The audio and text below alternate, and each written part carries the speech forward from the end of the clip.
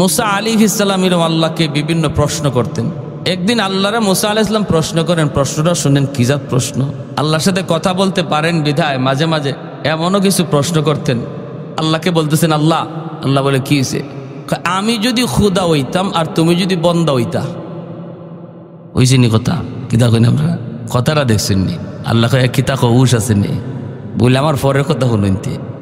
আমি যদি খুদা হইতাম, তুমি যদি বন্দা হইতা, আমার কাছে কিতা চাইতাই?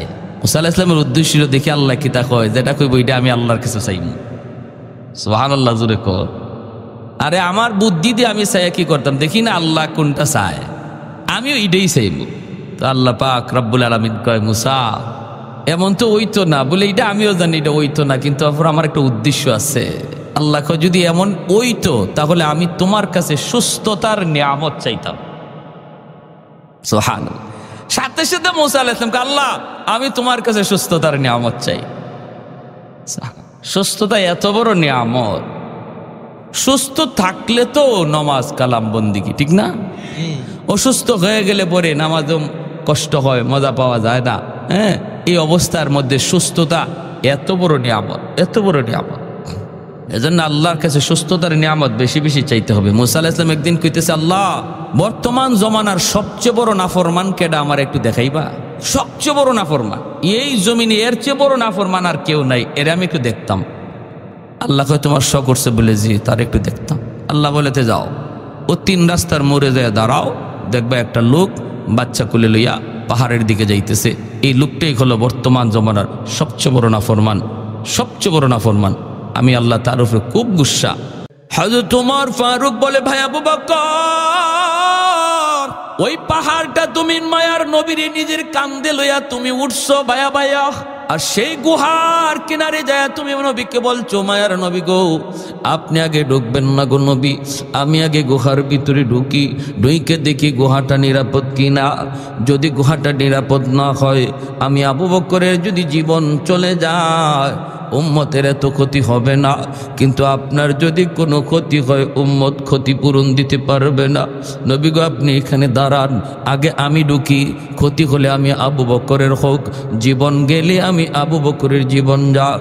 মায়ার নবীরে তুমি দাঁড় করায়া তুমি যে গর্তের ভিতরে ঢুকছো, ঢুইকা গুহার ভিতরে ঢুইকা যতগুলি গর্ত তোমার সন্দেহ ছিল সবগুলি গর্তের মুখ পাগড়ি ছিঁড়ে ছিঁড়ে বন্ধ করেছ। একটা গর্তের মুখ তুমি বন্ধ করতে পারো নাই, কাপড় তোমার কাছে ছিল না, পা দিয়া ঢাক দিয়ে ডাইকা রাখছো। যদি গর্তের ভিতরে কোনো সাপ অথবা বিচ্ছু থাকে, আমি আবু বকরের পায়ে দংশন দিল কোনো অসুবিধা নাই, কিন্তু আমার মায়ার নবীর যেন কোনো ক্ষতি না হয়, সেই গর্তের মুখটা পা দিয়া বন্ধ করে রাখছো। এরপরে আমার মায়ার নবীর ভিতরে ঢুকাইয়া ঘুমের প্রয়োজন ছিল তোমার বেশি, তোমার বেশি, কিন্তু নিজে না ঘুমাইয়া নবীরে ঘুম পাড়াইছো। তোমার উরুতে আমার মায়ার নবীর ঘুম পাড়াইছো, তোমার উরুতে আমার মায়ার নবীর তুমি ঘুম পাড়াইছো। এই ফাঁকে বিষাক্ত সাপ তোমারে কামড় দিল, বিষের যন্ত্রণায় তুমি অস্থির, এরপরও তুমি বডি নাড়াচড়া করো না, বডিটা নাড়াচড়া করো না। বিষাক্ত সাপের যন্ত্রণা তুমি হজম করেছ, বডি নাড়াও নাই, কারণ নাড়াইলে আমার রহমতের নবীর ঘুম ভেঙে যাবে, আমার মায়ার নবীর ঘুম ভাঙবে, এজন্য তুমি বডি নাড়াও নাই, বডি নাড়াও নাই। ও ভাই আবু বকর, আমি উমর আমার জীবনের সব নেকি তোমারে দিয়া দিলাম, শুধু ওই রাতের নেকিটা আমি উমরকে দিয়া দাও। सिद्दीक तेरा नाम से इस्लाम रहेगा, सिद्दीक तेरा नाम से इस्लाम रहेगा, दुनिया की सदाकत में तेरा नाम रहेगा, दुनिया की सदाकत में तेरा नाम रहेगा, फारूक तेरा नाम से इस्लाम रहेगा, दुनिया की अदालत में तेरा नाम रहेगा, उस्मान तेरा नाम से इस्लाम रहेगा, दुनिया की सखावत में तेरा नाम रहेगा, हैदार तेरा नाम से इस्लाम रहेगा, दुनिया की शजाअत में तेरा नाम रहेगा, मुआविया तेरा नाम से इस्लाम रहेगा, दुनिया की सियासत में तेरा नाम रहेगा।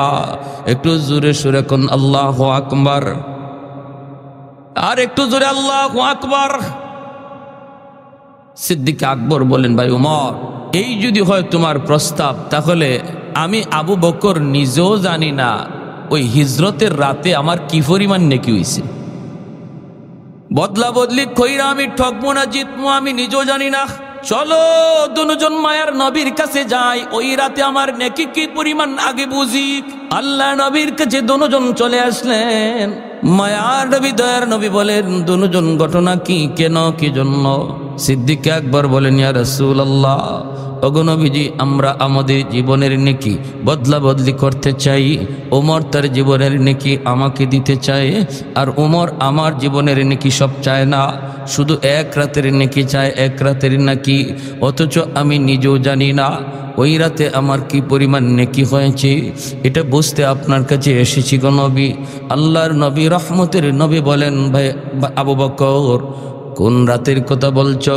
সিদ্দিক আকবর বলেন, নবী গো, সেই রাত হলো আপনার সাথে হিজরতের রাত, আপনার সাথে হিজরতের রাত। দিনের নবী মায়ার নবী তখন বলেন, আবু বকর, আমি বলবো না তুমি বদলাও, আমি এ কথাও বলবো না বদলাও না, আমি কোনো কথাই বলবো না। সিদ্ধান্ত তোমরা দুজন মায়ার নবীর বড় কাছের, ঠিক না? আল্লাহর নবীর বড় প্রিয়। চারজন খলিফার মধ্যে প্রথম দুই খলিফা মায়ার নবীর শ্বশুর, পরের দুই খলিফা আমার নবীর দামান। আবু বকর সিদ্দিক নবীজির শ্বশুর, হযরত ওমর ফারুক রাদিয়াল্লাহু তাআলা আনহুমা এই দুজন মায়ার নবীর শ্বশুর, ওসমান গনি আর হযরত আলী রাদিয়াল্লাহু তাআলা আনহুমা এই দুইজন মায়ার নবীর দামান। নবীজির আবু বকর সিদ্দিক আর হযরত ওমর ফারুক শুধুমাত্র শ্বশুর তা না, বন্ধু। এমন প্রিয় একজন ডান হাত মায়ার নবীর, আরেকজন বাম হাত। নবীজির ডান বাম আজও নবীজির সেই দুই সঙ্গী, নবীজির সেই দুই বন্ধুকে নিয়ে আমার আপনার নবী রওজায়ে আতহারে শুয়ে আছেন। সুবহানাল্লাহ। সেই দুই বন্ধুকে নিয়েই মায়ার নবী সেখানে শুয়ে রয়েছেন।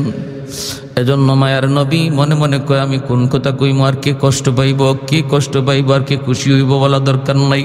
নবী বলেন, আমি বলবো না বদলাও কি বদলাবা না, তবে যেই কথা জানতে চেয়েছো আবু বকর সেটা আমি বলতে পারি। এরপরে সিদ্ধান্ত তোমার। জানুনি হিজরতের রাতে তোমার এক রাতে কি পরিমাণ নেকি হয়েছে? রে আবু বকর, শোনো শোনো, গোটা উম্মতের নেকি যদি এক পাল্লায় রেখে দেওয়া হয়, আর তোমার এক রাতের নেকি এক পাল্লায় রাখা হয়, তোমার পাল্লা ভারী হবে।